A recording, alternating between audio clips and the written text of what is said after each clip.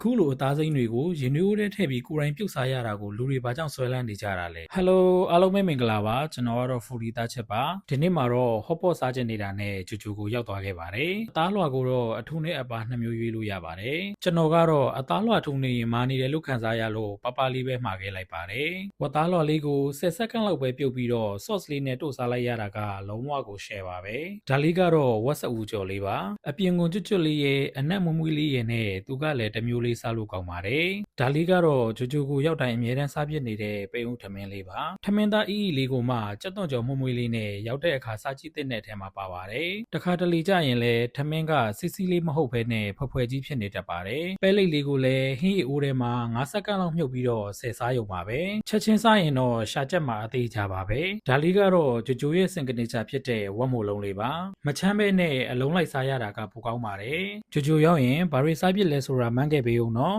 နောက်ဗီဒီယိုတွေမှာပြန်တွေ့မယ်တတာ